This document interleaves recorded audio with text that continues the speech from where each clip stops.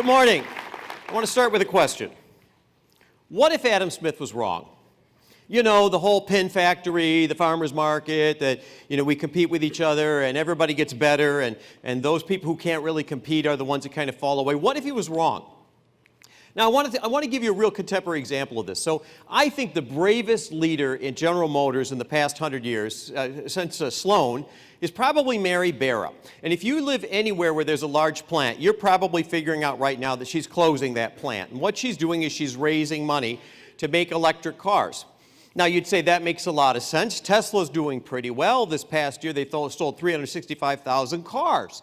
Interestingly enough, there are 80 million passenger cars sold in a year. So 365,000 cars is rounding error. And Tesla, incidentally, hit its target finally in 2019, but it hit its target for 2015. And they only lost $700 million at the end of the year. And yes, it's a great story, but there's a problem. And the problem is the passenger car market has lost 5% in sales for the past 3 years. Ironically, during the same period of time, ride-sharing globally has increased by 15% a year. This is what we call a diffusion curve. It means something is going up and something is going down. So what's interesting is Mary Barra is investing in the very kinds of technology that are getting scarcer and scarcer and scarcer.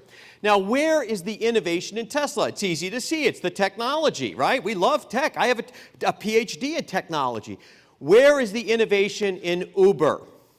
The innovation, think about it. Think about the app. The app is terrible. Think about the way the companies run. They're being sued by everyone. Their IPO was awful. It looks like an over-the-road trucking company. The innovation in Uber is that people will get in a car with strangers. It's a social form of innovation. It's not a technical form of innovation, and yet what we're doing is we're pursuing the devil we know because it's always better than the devil we don't. Now, don't believe that. Interestingly enough, these are the 50 top car companies in the world. They're worth about not quite $2 trillion collectively. These 5 digital companies called the Fang Companies are worth almost $4 trillion. We are now living in a world where the value of digital data is infinitely more valuable than any hard, lumpy objects we can create. Who's gathering more data, Tesla or Uber? Uber knows where you're going. Uber knows where you've been. Uber knows everything about you. Does everybody see where this is going? You're looking the wrong way. Mind the gap or you're going to become road pizza. Every man takes the limits of his own field of vision for the limits of the world. How many have a troll on their social media page? Somebody went to high school with, oh, it's Phil. Phil's a great guy. Then all of a sudden, Phil starts going on about GMOs. It's all about GMOs. And what happens when you try and correct Phil? Does Phil take the data? Does Phil go, oh, yeah, that's really good information? No, what's Phil do? He goes radical on you. Then all of a sudden, if he does it enough times, you hide Phil, don't you? And then after a while, you say, well, we went apple picking in Washington State with the kids. And Phil does what? Oh, GMOs, apples are the worst. The world's owned by Cargill. And on a dark night on a dark road, you unfriend Phil. The Spanish Inquisition couldn't have thought of it. All the good people are the people who believe all the same crap you believe, right? And the bad people are the other people. And you wonder why we can't change our mindset or grow. Well, I want to tell you about a story I read.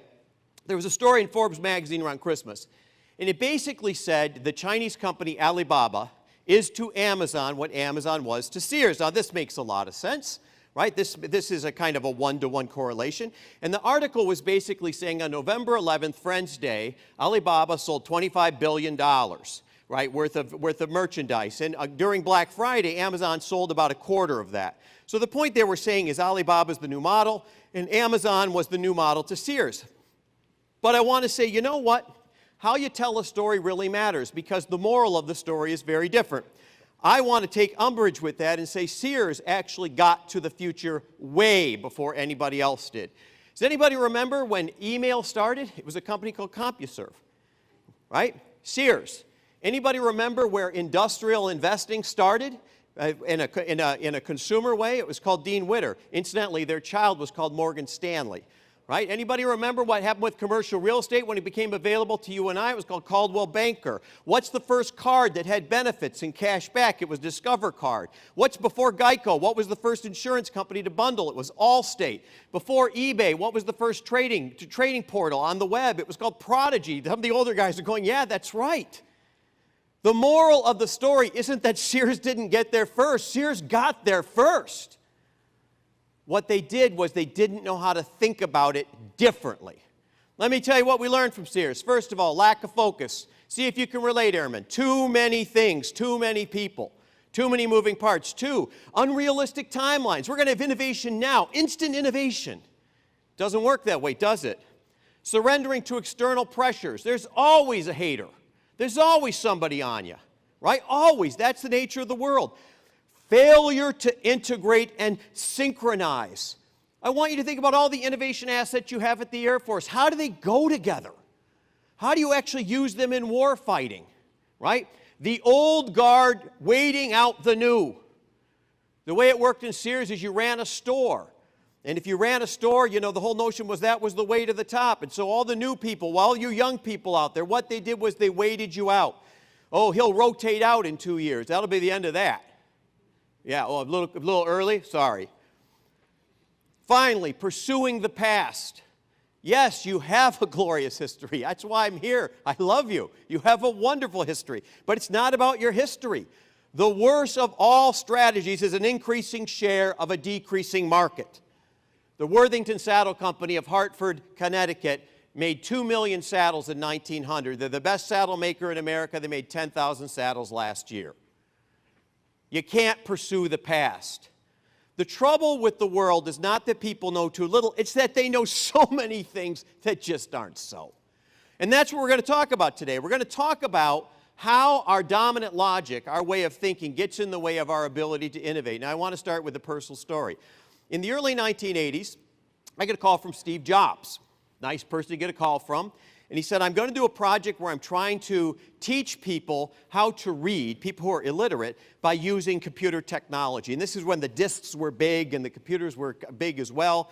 And so we did a project, and it was a lot of places around the United States. It included Los Angeles and Detroit and a whole bunch of other places. And when we got done with the first iteration, because we thought the problem was these people did not have access to technology, what we noticed in terms of their illiteracy rates is they didn't go down, they actually went up. We spent all the money in technology and we didn't solve illiteracy. So about 1990, when I first became a professor at Michigan, I got a call from Life magazine. And this was at Life magazine when they were about to go out of business. So they were doing an issue on the 100 most important people of the 20th century. And the woman called me and she said, I want to talk to you about innovation. I felt pretty good about it. And she said, I want to talk to you about Robert Fair Degraff. And I said, you're kidding me, I'm a Degraff. And she said, yeah, I want to talk to you about your great uncle. Now, truth be told, my father didn't get along with his father. I didn't know anything about this side of the family, nothing. So I had no idea that somebody on this side of the family actually did something. Well, it turns out he was the man that invented paperback books. He created a company called Pocket Books. Interestingly enough, when he passed away, somebody in the family sent me a biography that had been written about him called 2-Bit Culture. And in the biography, what he talks about is he spent his whole life creating this whole idea to make books accessible to every one of you at train stations for 2 bits, for 25 cents. And his thought was it would correct what? Illiteracy. He thought he'd get over illiteracy with a technology, just like I did.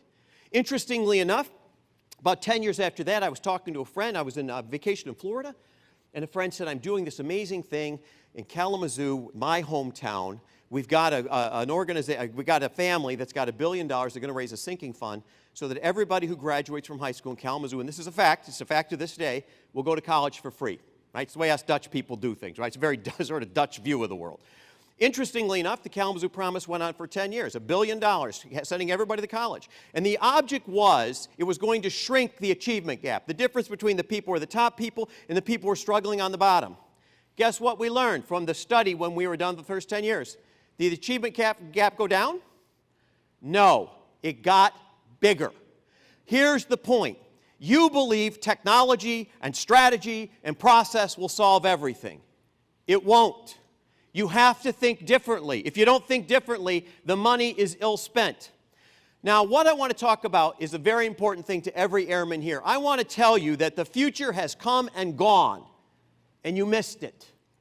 Yeah, I want to talk about what kind of mindset we're going to have, a creative mindset in this new world of work. So many things that you think are going to happen someday, what I'm going to point out is a bunch of facts. And I'm going to point out in these facts that these things aren't going to happen. Actually, they've happened. You're looking in the rear view mirror.